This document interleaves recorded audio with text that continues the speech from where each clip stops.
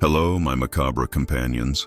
Welcome back to our archive of shadows, the place where we unearth the stories that were deliberately buried, the ones the official histories found too unsettling, too sharp, to fit into their clean, leather-bound volumes.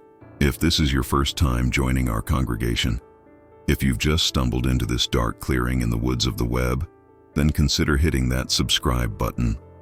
We save a special place for you by the fire. Tonight we are not traveling to an ancient European castle or a fog-shrouded Victorian street. We are going deep into the heart of America, into the dense green, secretive folds of the Ozark Mountains, circa 1893. This is a land of deep hollers, limestone caves, and a people as tough and unyielding as the rocky soil they farmed. It was a place where folklore and faith were woven so tightly together, you couldn't tell where the sermon ended and the superstition began. This isolation was a magnet for souls seeking refuge, but it was also a magnet for those seeking power. Our story tonight concerns a woman who does not appear in the state records of Missouri or Arkansas. There is no monument to her work, no chapter bearing her name. Her only epitaph is the silence of a valley that died and the whispers of the old folks who, for a generation, refused to speak her name aloud. She was a missionary, sent from the civilized East to save the lost souls of the mountains. But what she brought was not salvation. This is the story of Sarah Whitmore, a woman history tried and failed to forget. A subscription reminder pops up visually, but the voiceover continues. Before we descend into the holler, if you find yourself drawn to these forgotten tales, please take a moment to subscribe to the channel. It's the small toll you pay to cross the veil with us, and it ensures these shadows continue to find their voice. The year was 1893. The air in the Boston Divinity School was stale with old paper and the quiet self-satisfaction of the educated. Sarah Whitmore, at 28, was an anomaly. She was older than the other women in the missionary program, her features sharp and severe, beautiful in the way a polished obsidian blade is beautiful. While other women spoke of bringing comfort and literacy, Sarah spoke of scouring the rot and bringing the purifying fire of the Lord to the dark corners of the nation. Her instructors found her zeal unsettling, but her funding was immaculate, her family name impeccable. They approved her posting with a quiet, collective sigh of relief. Her chosen territory. Shadow Creek Holler, a crease in the Ozark Plateau so deep and isolated it was rumored that the sun only touched the valley floor for 3 hours a day. The man who drove the wagon, a grizzled local named Silas Fry, wouldn't go the last 5 miles. He stopped his mule team where the deer trail narrowed into a thicket of blackberry brambles and looming moss-covered oaks. The air here was different. It wasn't the crisp, salty air of Boston. It was heavy, wet, and ancient. It smelled of damp earth, decay, and something vaguely metallic. "This is as far as I reckon to go, ma'am," Silas said, not looking her in the eye. He gestated toward the darkening path. "You follow the dry creek bed. It'll take you." "Maybe." Sarah Whitmore stepped down from the wagon. She was immaculate. Despite the humid, clinging heat of the late Ozark summer, her black bombazine traveling dress was buttoned to the throat, her hair coiled in a perfect severe bun. She held a single leather-bound Bible, its corners reinforced with brass. "The Lord provides for his shepherds, Mr. Fry. I shall not fear the path." Silas spat a stream of tobacco juice onto the dirt. "Ain't the path I'd worry on. It's the folks in it. They're set in their ways. They keep to themselves. They got their own. They got their own. Heathens, Mr. Fry. That is the word you are searching for. They live in darkness, and I am the light." She paid him, and he turned the wagon with such speed that the wheels groaned in protest, eager to be gone. Sarah went next. She picked up her 2 heavy trunks, a feat of strength that seemed unnatural for her slender frame, and began the long walk into the holler. The trees closed in around her almost immediately. The green darkness, as the locals called it, was absolute. The canopy was so thick that the world was filtered through a sickly green-yellow light. The silence was profound, broken only by the drip of moisture from leaves and the sudden, panicked flight of an unseen bird. She walked for what felt like hours, the damp air making her perfect clothes cling, but she did not sweat. She simply moved forward, her face set in a mask of placid determination. She eventually emerged into a clearing. It wasn't a town, not really. It was a scattering of perhaps 15 rough-hewn log cabins, clinging to the hillsides like barnacles. Smoke curled from stone chimneys, smelling of hickory and sassafras. The people who stopped their chores to watch her were lean and gaunt, their faces weathered by sun and suspicion. The women wore homespun dresses, the men overalls patched with flour sacks. They held axes, hoes, and squirrel rifles, and they watched her with the same neutral, wary curiosity they would show a panther that had wandered too close to their livestock. An old man, his beard the color of dirty snow, stepped forward. He was Elias Thorne, the unelected patriarch of Shadow Creek. "You're lost, Missy," he stated. It was not a question. Sarah Whitmore placed her trunks neatly on the ground. She smiled, a thin, precise gesture that did not touch her cold gray eyes. "I am not lost, sir. I am precisely where God has willed me to be. I am Sarah Whitmore, and I have come to save you." The holler fell silent, the only sound the distant rush of the creek that gave the valley its name. The dove had landed in the brambles. The community of Shadow Creek Holler had one public building, though it had long since fallen into disuse. It was a church built 20 years prior by an itinerant preacher who had either died of the ague or run off with a neighbor's savings. The stories varied. It sat at the far end of the clearing, tilted slightly to the left, its steeple resembling a broken tooth. "It ain't fit," Elias Thorne told her, his voice low. "The roof leaks, full of spiders and other things. The Lord's house is never unfit, Mr. Thorne. It is merely waiting," Sarah replied. She marched to the door, which hung from one leather hinge, and pushed it open. The smell that billowed out was one of rot, mildew, and the dry, dusty scent of countless nesting insects. The pews were overturned. The floor was a carpet of dried leaves, animal droppings, and thick, opulent spiderwebs that hung from the rafters like funeral shrouds. In the center of the room, a large black snake was coiled, digesting a recent meal. The small crowd that had gathered winced. A few of the women crossed themselves, a gesture Sarah noted with a flicker of contempt. Popish superstition. Without a word, Sarah Whitmore walked past the snake, which stirred lazily. She reached the ruined pulpit, placed her Bible upon it, and brushed a curtain of cobwebs from her face. She turned to the small, stunned audience. "We will begin tomorrow," she announced, her voice cutting through the heavy, damp air. "First, we will cleanse the temple. Then we will cleanse our souls. Bring your children, there will be lessons, and there will be bread." The mention of bread, real, leavened bread, not just corn pone, caused a murmur. The summer had been dry, the crops stunted. Hunger was a constant dull ache in the holler. That night she did not ask for lodging. She unbarred the parsonage behind the church, a one-room shack that was in even worse condition. The locals watched from their porches as, silhouetted in the moonlight, she single-handedly began to empty the room of its debris, dragging out a rotted mattress and a broken chair. They heard her singing, not a joyful hymn, but a stern, martial tune in a language they didn't recognize. It sounded, as one man later said, like someone counting tools in a shed. The next morning, she was waiting. The church was impossibly clean. The snake was gone. The pews were upright. The floor was swept clean. And on a table near the door was a basket covered by a white cloth. A few women, drawn by curiosity and the promise of food, pushed their children forward.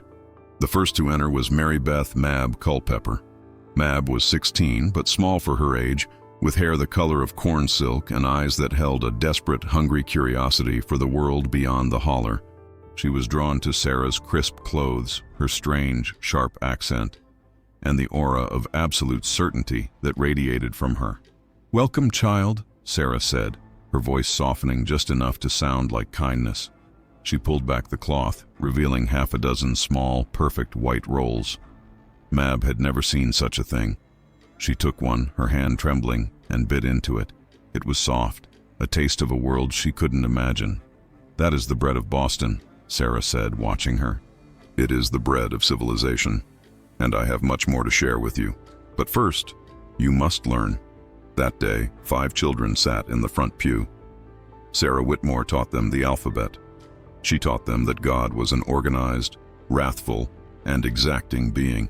She taught them that their parents' songs were ignorant dirges and their folk remedies were Satan's medicine.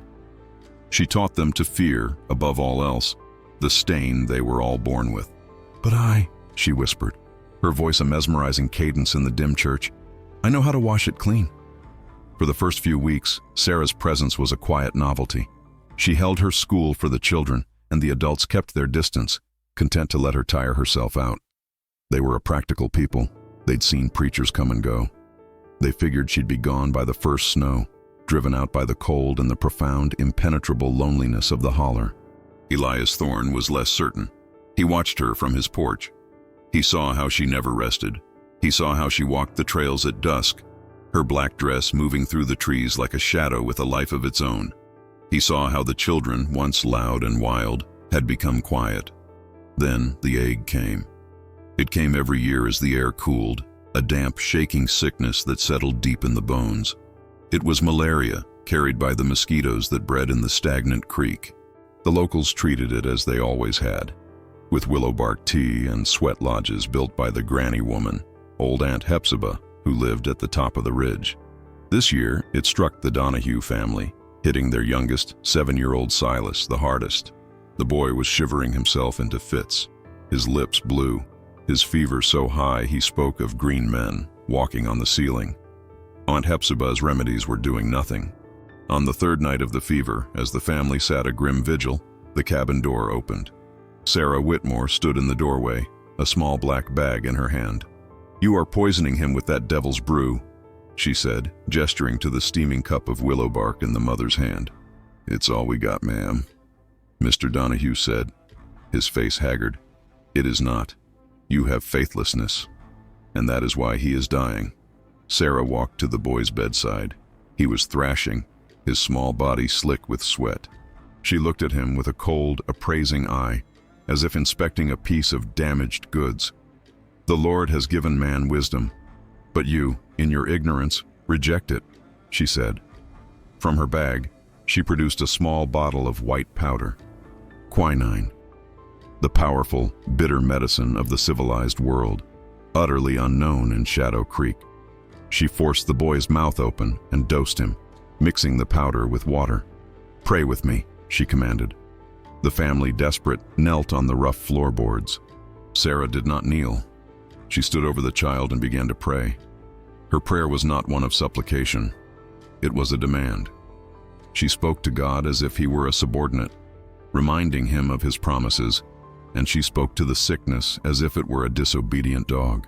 Her voice filled the small cabin, hard and rhythmic. She stayed for 2 hours, dosing the boy twice more, her eyes never leaving his face. Then, as abruptly as she had arrived, she left. By morning, Silas's fever had broken. He was weak, drenched in sweat, but his eyes were clear. He asked for water. To the Donahue family, it was a miracle. It was the hand of God, delivered by his new stern prophet. The story tore through the holler like wildfire. Sarah hadn't just healed him, she had commanded the sickness to leave. The next Sunday, the church was not empty. It was full. Every family was there. Aunt Hepzibah, the granny woman, sat in the back, her face a mask of stone. Sarah Whitmore stood at the pulpit, her Bible open. She looked out at the faces, gaunt, hopeful, and now, finally, afraid of her. "You have seen the power of the true God," she boomed, her voice ringing with triumph. "You have lived your lives in filth and superstition, bowing to charms and whispers. That ends today. The tithe for your salvation is simple. You will give me your children. I will make them clean. And you will obey." Another gentle visual reminder to subscribe appears as the narrator's voice remains unbroken. This is always the point in the story, my friends, where the lock begins to turn. If you're enjoying this descent, and I hope you are, a subscription to the channel is the key that lets us open these buried doors together. Click it and let the archives know you were here. With the miracle of the quinine, Sarah's power became absolute. She had done what the granny woman could not. She had stared down the egg and won. To the people of Shadow Creek, this was proof. She was what she claimed to be, a conduit for a power greater than their own. And she began to use that power, not to heal, but to divide. The school became the only thing that mattered. She declared that the children were to be with her from sunup to sundown. They must be cleansed of your influence, she explained to the parents, who nodded, cowed and grateful. The lessons changed. The alphabet and arithmetic were secondary. The primary subject was sin. Sarah taught them that the holler itself was a vessel of corruption. She taught them that the love for their parents, their loyalty to their kin, was a formstatic.com untouched attachment, you in their path to God. You must hate thy father and mother to be worthy of him, she would quote, twisting the scripture into a weapon of alienation. She targeted the local traditions with surgical precision. She held a purging bonfire. She had the children go to their homes and gather all the tools of the devil: corn-husk dolls, their father's whittled animals, their mother's jars of herbs, and, most devastatingly, the fiddles and banjos used for the local folk music. "These are the devil's playthings," she hissed, as the children, weeping and confused, threw them into the flames. "His music calls the snake from the earth. My music calls the angels from heaven." Her prize pupil, Mab Culpepper, became her lieutenant. Mab was the first to bring her mother's sinful possessions: a colorful quilt her grandmother had made. Sarah praised Mab, giving her a small silver cross to wear. The other children, desperate for this new cold affection, followed suit. Mab's father, Jeb Culpepper, was the first to truly resist. He was a quiet man who loved his daughter and the music he played on his father's fiddle. When Mab, her eyes wide and glassy, demanded he give her the fiddle for the fire, he refused. "This was my pappy's, Mab girl. It ain't sinful. It's just wood and string." "It's full of sin, Pa," Mab shrieked, her voice a strained imitation of Sarah's. "Miss Sarah says the devil hides in the sound hole. You have to give it to me or you'll burn." Jeb, his heart breaking, locked the fiddle in a chest. The next day, Mab reported this to Sarah. That afternoon, Sarah Whitmore, flanked by a half-dozen silent children, arrived at the Culpepper cabin. "Mr. Culpepper," she said, her voice dangerously calm, "your daughter has confessed your sin. You are hiding an idol. You are poisoning her soul. It's a fiddle, ma'am. Just a fiddle. Give it to me or you will be cast out. Not just from the church, but from God's grace. Your crops will wither. Your animals will sicken. The egg will return to your house. And this time, I will not stop it." It was a curse, a direct, cold, and calculated curse. Jeb looked at his wife, who was pale with terror. He looked at Mab, who stared at him with empty, judgmental eyes. Defeated, he unlocked the chest and handed over the instrument. Sarah Whitmore did not burn it. She held it up for the children to see. Then, with a single sharp movement, she smashed it over a fence post. The crack of the seasoned maple wood echoed through the holler. "So perish all idols," she said, letting the pieces fall into the mud. She turned and led the children away, leaving Jeb Culpepper a broken man, staring at the wreckage of his heritage. The wedge had been driven. Autumn began to bleed into the mountains, painting the hickory trees a vibrant, feverish yellow. But inside Shadow Creek Holler, a different kind of cold was setting in. Sarah's control over the children was now total. They lived at the church, sleeping on pallets on the floor. She called them her flock, and she was the true shepherd. She allowed them to see their parents for only 1 hour in the evening, and only then to take their meal of corn pone and beans. But soon, even that was not enough. Sarah announced the fast of purification. "The body is a sinful, hungry beast," she taught, her voice resin Quran. "It must be starved. It must be broken. Only when the flesh is weak can the spirit hear God." She began to withhold food. At first, it was 1 meal a day. The children, accustomed to the constant low-grade hunger of the holler, endured it. But then, it became 2. Their only sustenance was a thin, watery gruel in the morning and a single cup of water at night. The children grew thin, their skin pulling tight over their bones. Their eyes, already large, seemed to swallow their faces. But with this starvation came something else, a strange, light-headed euphoria. Their senses blurred. The world took on a shimmering, unreal quality. And Sarah filled that blur with her voice. She would keep them awake for hours, deep into the night, forcing them to chant scriptures, the same verses over and over, until the words lost all meaning and became a hypnotic drone. Blessed are the pure in heart, for they shall see God. Blessed are the pure in heart, for they shall see God.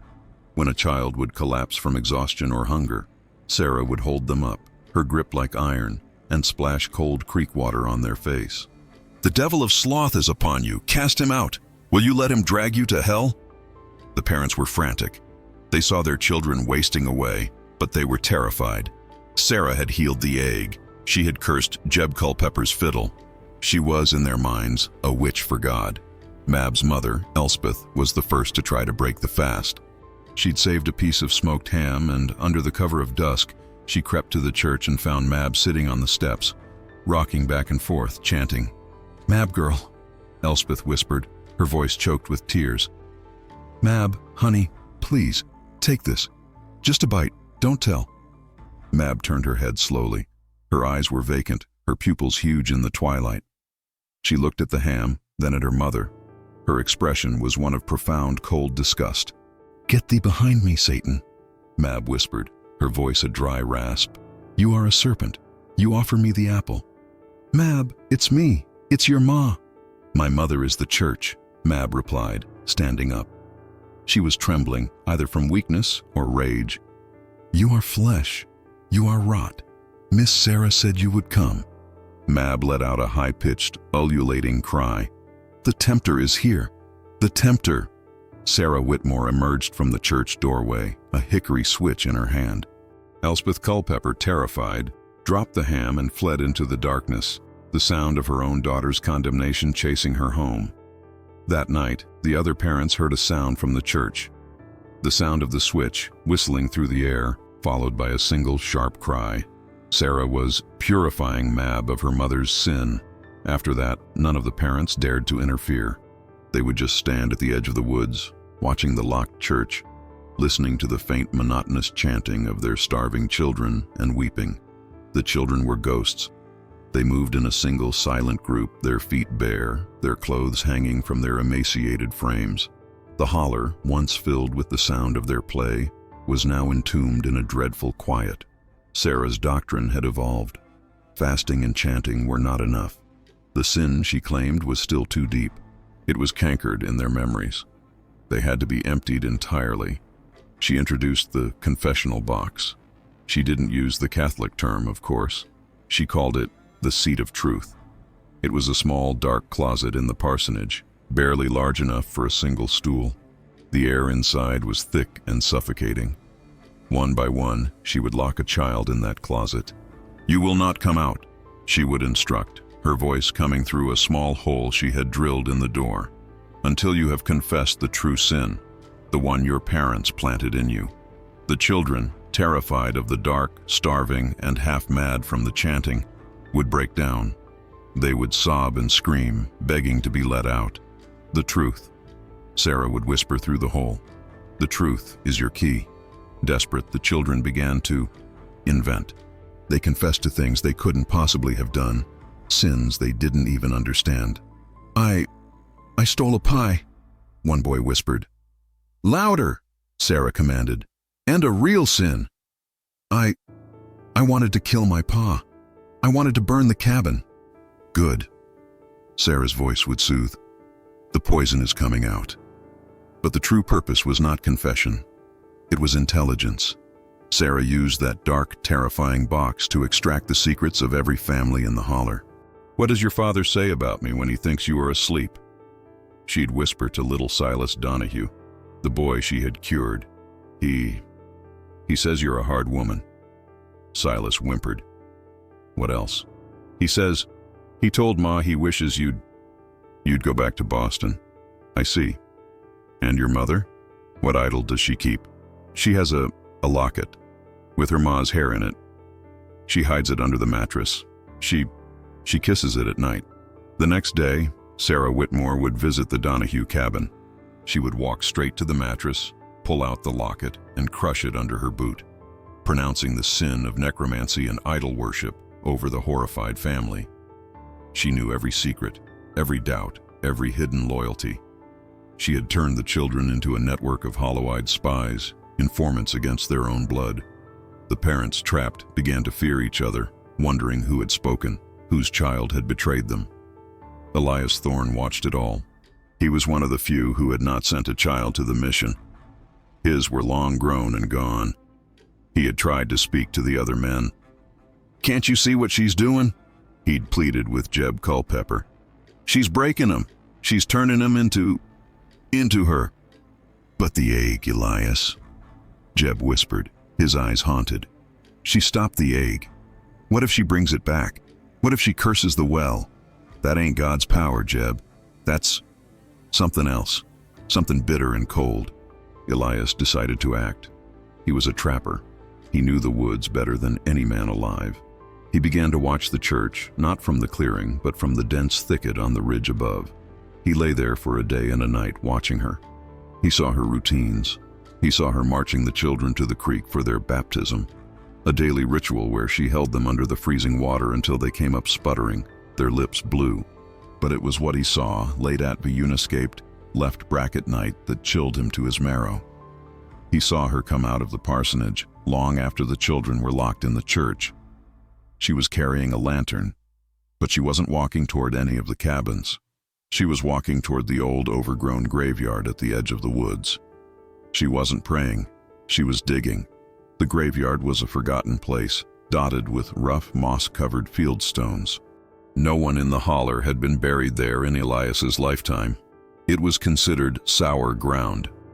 Elias crept closer, moving from tree to tree, silent as the fog that was beginning to curl up from the creek bed. The moon was a sliver, casting just enough light to make the shadows deep and menacing. He saw her, Sarah Whitmore. Her black dress was hitched up, her sleeves rolled, and she was digging with a small spade in the loose earth between two ancient leaning graves. She dug with a rhythmic, efficient energy, the thud chunk of the shovel the only sound in the night. Elias's first thought was that she was burying something, money perhaps, or some relic from the east. But as he watched, he realized she wasn't filling a hole. She was emptying one. She was digging up a grave. He was too far away to see what, or who, was in the small, rotted casket she eventually exposed. He only saw her reach in with her bare hands and pull something out. Something small, dark, and wrapped in what looked like rotted cloth. She studied it in the lantern light, her face lit from below, her expression not one of reverence or sadness, but of intense, academic concentration. She rewrapped the object, placed it carefully in her apron pocket, and then, with the same tireless energy, she filled the grave back in. She tamped the earth down, scattered leaves over the spot, and returned to the parsonage as if she had just been for an evening stroll. Elias waited until the light in her window went out. His heart was a cold knot in his chest. He crept to the spot. The earth was freshly turned, just as he'd seen. It was the grave of a child, marked only with Bessie, no last name, no date. A child who had died before any of the current residents had been born. He didn't know what she had taken. A bone, a lock of hair, a burial trinket, it didn't matter. The act itself was a defilement. It was a sacrilege so profound that it shattered the last of his fear and replaced it with a cold, hard certainty. This was not a woman of God. This was something else entirely. He returned to his cabin as the sky was turning a sickly gray. He cleaned his rifle, he sharpened his knife, and he waited. The next day, the true sickness began. It wasn't the egg. It was something worse. Little Lucy, the Donahue's other child, woke up with a burning fever, but this was no chill. Her throat was swelling, covered in a thick gray-white membrane. Diphtheria, the strangling angel. Mrs. Donahue, mad with terror, ran to the church, pounding on the locked door. "Miss Whitmore, please, it's Lucy. She can't breathe. Please, you have the white powder. You have the cure." The door opened a crack. Sarah Whitmore looked out, her face impassive. "I have no cure for this," she said. But you cured Silas. It was a miracle." "That was a test," Sarah corrected, her voice like ice. "A test of faith. A test you all failed. You have allowed sin to fester. You have hoarded your secrets. You have doubted me. This is the consequence. The Lord is cleansing this holler of its weakness." "Please," the mother begged, falling to her knees. "She's just a baby." "She is stained," Sarah said. She looked back into the church. at the pale, silent children huddled behind her. The flock must be protected from the sickness of the outside. She shut the door. The bar dropped back into place. Mrs. Donahue was left weeping on the church steps, listening to the sound of her daughter's labored, whistling breaths from her cabin across the clearing. The Savior had just pronounced a death sentence. Little Lucy died 2 days later, a horrible, gasping death. The holler was paralyzed by a new, more potent terror. Sarah Whitmore hadn't just allowed the death. She had named it. She had called it judgment, and the sickness spread. It jumped to the Culpeper cabin, striking Jeb. He was too weak to even lift his head, his throat closing. Aunt Hephzibah, the old granny woman, finally emerged from her self-imposed exile. She was a tiny, fierce woman, her face a roadmap of wrinkles. She marched down to the church, a pouch of herbs in one hand and a heavy walking stick in the other. She beat on the door with the stick. "You!"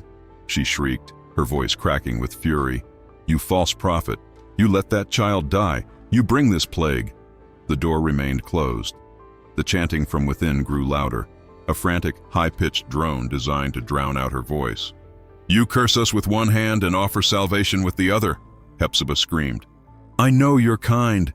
You're a power seeker. You're using the dark to sell the light. You give me back them children." The door swung open so violently it slammed against the church wall. Sarah Whitmore stood there. She was no longer the prim, severe missionary. Her hair was coming undone, wild wisps framing a face pale with ecstatic fury. Her eyes burned with a light that was truly terrifying, and in her hand she held a small, dark object, a dried, mummified human hand, the hand of the child, Bessie, from the grave. "Witch," Sarah whispered, her voice a venomous hiss. "You dare call me witch, you who traffic in root and leaf? I hold the true power, the power of the righteous dead, the relics of the pure." Aunt Hephzibah froze. She recognized the object for what it was, not a holy relic, but the central component of the darkest of folk magic, a hand of glory used to command and to curse. You dug up Bessie," Hephzibah whispered, her blood running cold. "You disturbed the ground." "I consecrated it," Sarah corrected. "I have taken the pure vessel, and I will use it to scour this unholy valley. Now go, before I turn its power on you." Hephzibah, for the first time in her life, was truly afraid. She knew the legends. She knew what that hand meant. This woman wasn't just a zealot. She was a blasphemer of the highest order, mixing the darkest superstitions of the old world with the unbending wrath of her new world God. Hephzibah backed away, her face ashen. She ran to Elias Thorne's cabin. "She's got a hand, Elias," she panted, collapsing on his porch. "She dug up the Bessie grave. She's not just mad. She's working. She's calling something dark. She's gonna kill 'em all." Elias nodded slowly, his face grim. "She ain't gonna get the chance." He looked up at the sky. The diphtheria, the starvation, the terror. It was all a prelude. Sarah was preparing for a finale. Elias gathered the only 2 men who weren't sick or paralyzed by fear: Silas Fry, the wagon driver who had first brought her, and another man from a neighboring holler who had come looking for his missing brother.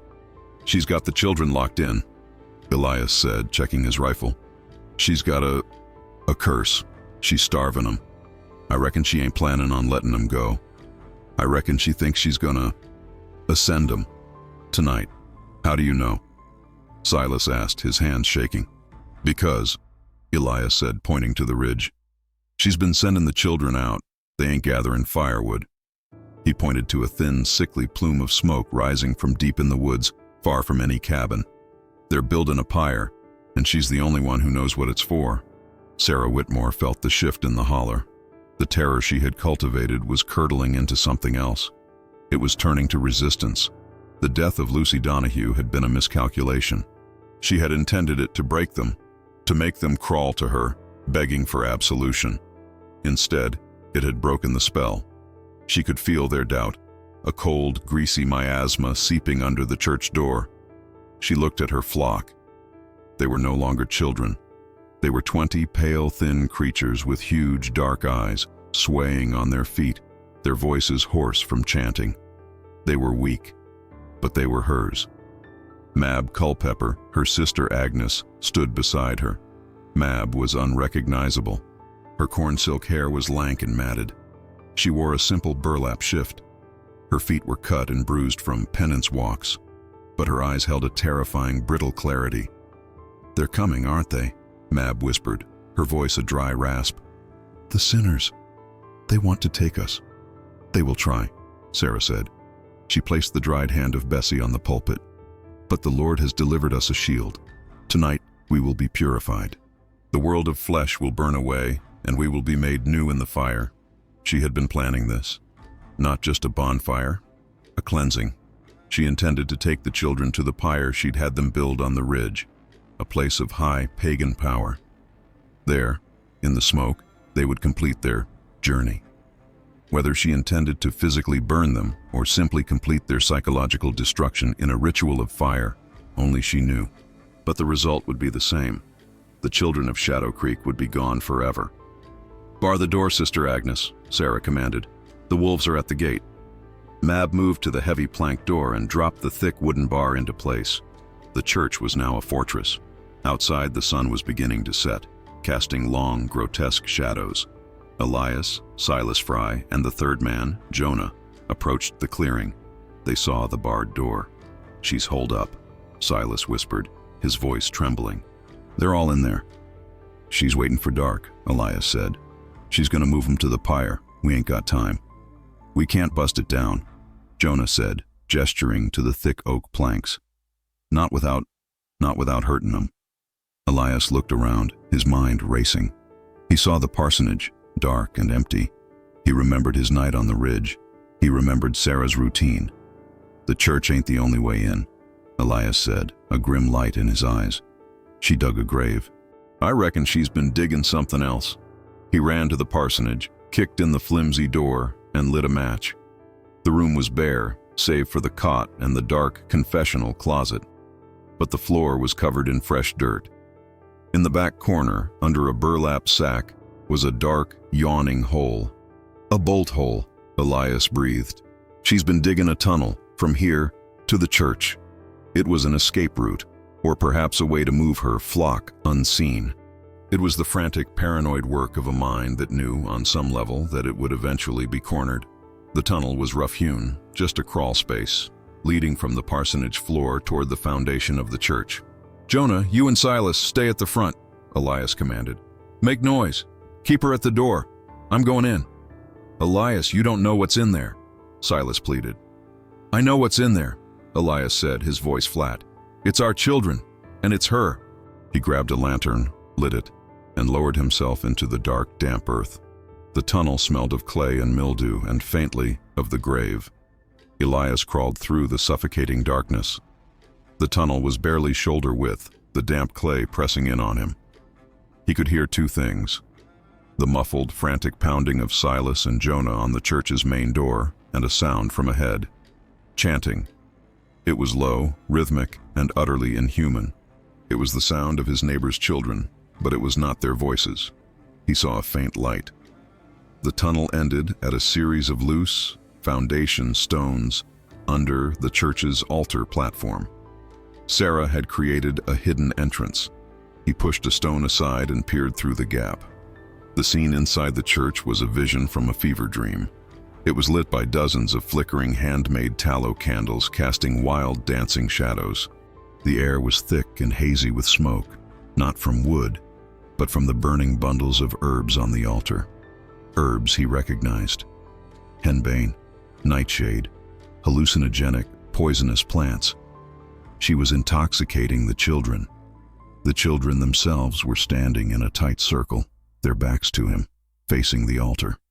They were swaying, their eyes half closed, chanting the same phrase over and over. At the pulpit stood Sarah Whitmore. She was no longer dressed in her severe black. She wore a simple white linen shift, her dark hair unbound and hanging in a wild mane around her face.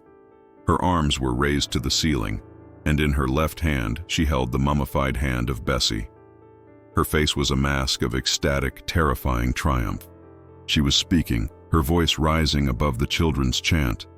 "The time is now, my pure ones. The fire calls. The vessels of flesh are weak. The angels are waiting to fill you.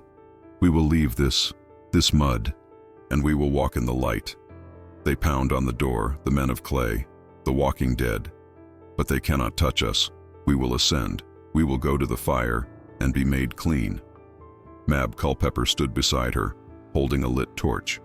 "Sister Agnes," Sarah commanded, her voice dropping to a near-sexual intimacy. "Light the way. It is time to burn the dross. It is time to go home." She was going to burn the church.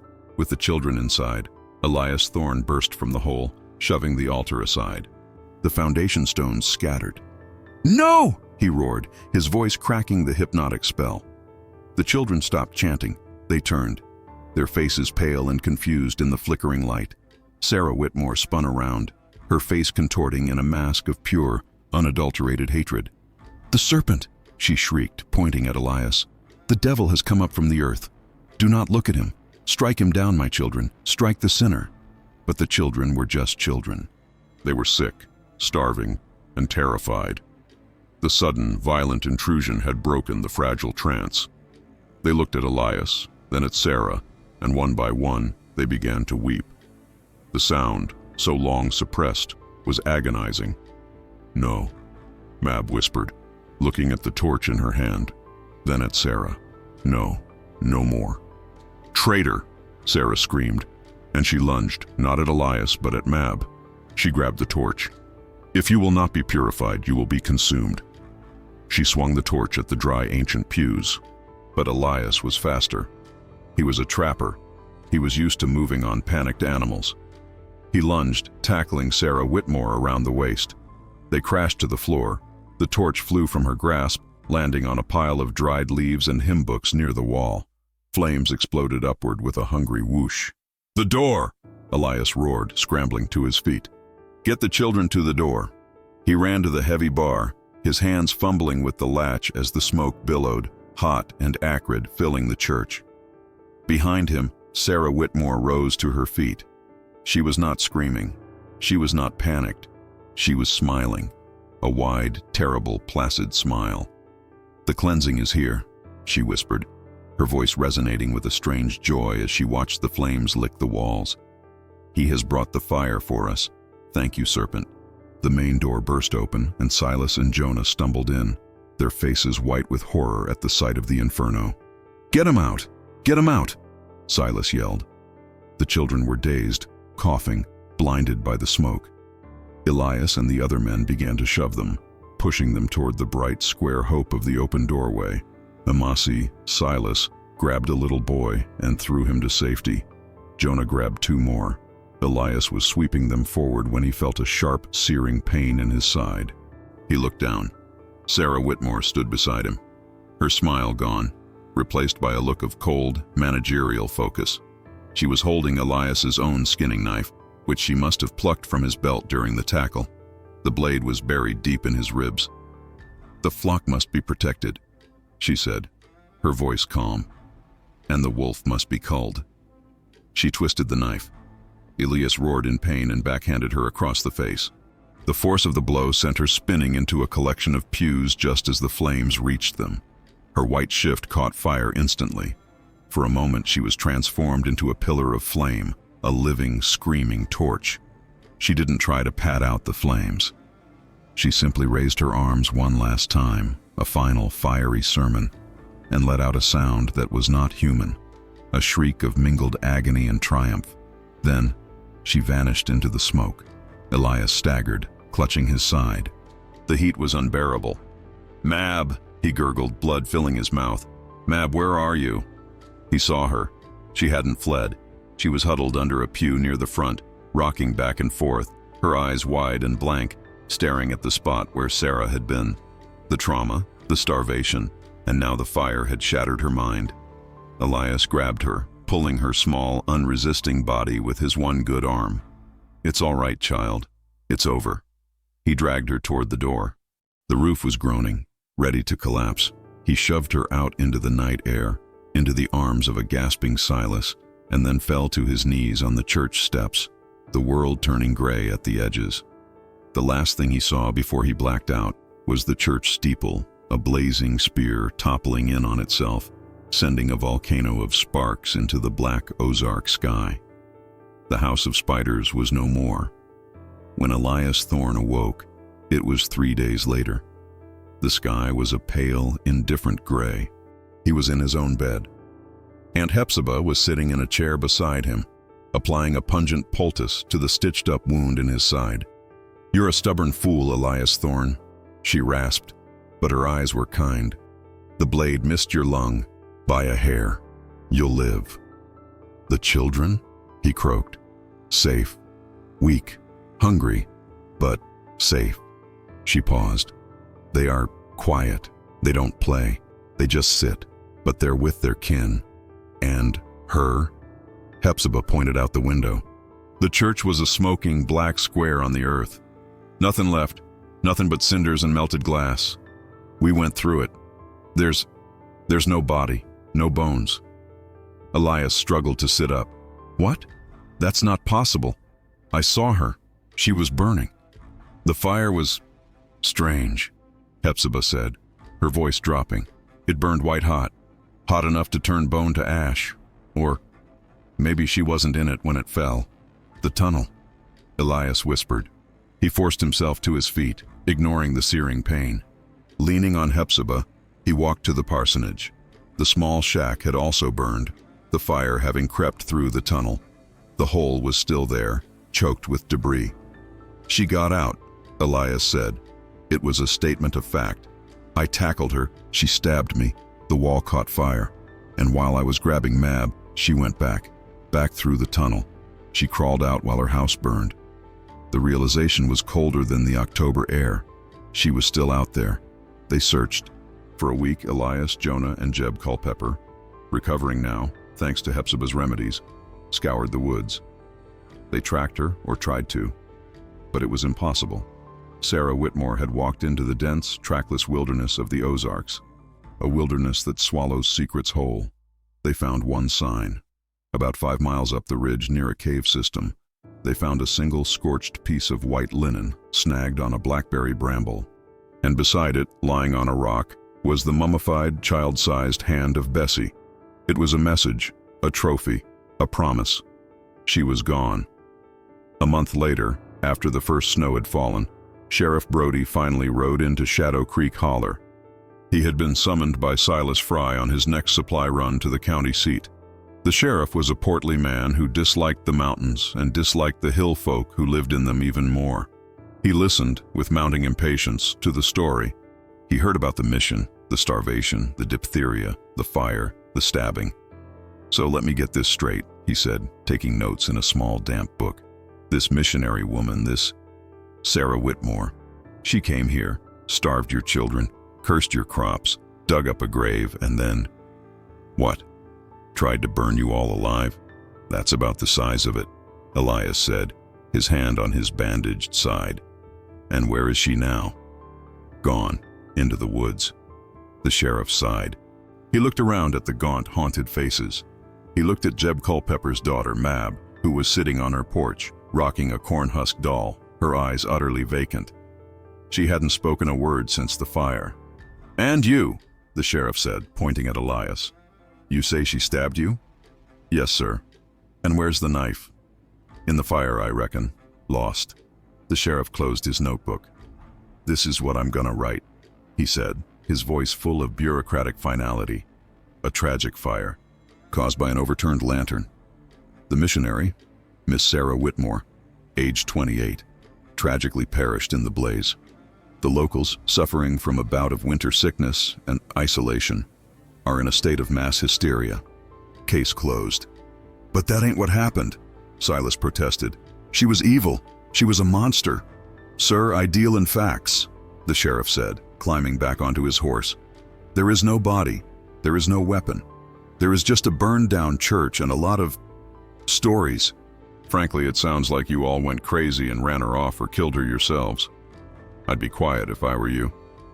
The folks in the city don't take kindly to communities that murder missionaries." He turned his horse and rode out of the holler, taking the official story with him. The history books, if they ever mentioned it at all, would record the tragic death of a brave, pious woman who died trying to bring light to the darkness. Shadow Creek Holler did not survive the winter. Not really. The fire had broken the community, but the absence of Sarah Whitmore destroyed it. Her evil was a living thing, and it had poisoned the ground.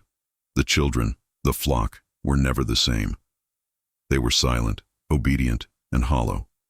They refused to play. They would hoard scraps of food, hiding them under their beds, and they were terrified of the dark. Mab Culpepper never spoke again. She would sit on her porch, rocking, until she wasted away, dying of a decline before the spring thaw. The Donahue family, having lost both their daughters, one to the plague Sarah had cultivated, the other to the trauma she had inflicted, packed their wagon and left in the dead of winter heading west. They didn't care about the snow. They just had to leave. Jeb and Elspeth Culpepper, childless and broken, followed them. One by one, the cabins emptied. The silence that Sarah had demanded from the children now claimed the entire valley. It was a cursed, haunted place. Elias Thorne was the last to leave. He stayed for 2 more years, a solitary guardian of the graves. He buried Aunt Hepzibah when she passed in her sleep. He maintained the clearing, but the wild, as he knew it would, was reclaiming its own. The blackberry brambles, the first thing Sarah had seen, were the first to return, crawling over the cabins, choking the paths. One day, Elias packed his rifle and his traps. He walked out of the holler and never looked back. By 1900, Shadow Creek Holler was gone. It had been swallowed by the green darkness, returned to the mapeless, indifferent wild. The only thing that remained was the blackened foundation of the church, a scar on the land, and the small, leaning fieldstones of the graveyard where Bessie lay, her grave twice disturbed. History is a tidy narrative. It likes clear heroes, understandable villains, and documented facts. Sarah Whitmore, age 28, missionary, provided none of these. The official record, Sheriff Brody's tidy report, is all that remains. A tragic accident, a life cut short. But the truth doesn't live in books. The truth lives in the land. It lives in the whispers passed down, the story of a dark woman who came from the east and ate the children's souls. It lives in the generational trauma of the families who fled, who, for 100 years, would look at strangers with a deep, ingrained suspicion, and who would never, ever let their children sing in the dark. Was Sarah Whitmore simply mad? A fanatic driven insane by zealotry and isolation? Or was she something older? Something that deliberately sought out the dark, lonely places of the world to work its will, cloaking itself in the respectable robes of faith? What happened to her? Did she die in the woods, a victim of the wilderness she sought to conquer? Or did she find another, even more isolated holler? Another flock to purify? The history books are silent. They have to be. Because to admit a story like Sarah Whitmore's is to admit that the lines we draw between faith and madness, between salvation and destruction, are terrifyingly thin. It's to admit that the greatest evils are often not committed by monsters with claws, but by those with perfect certainty, a pristine Bible, and the conviction that they are the only ones who know the will of God. And that is a truth too evil and too familiar for any history book to comfortably contain.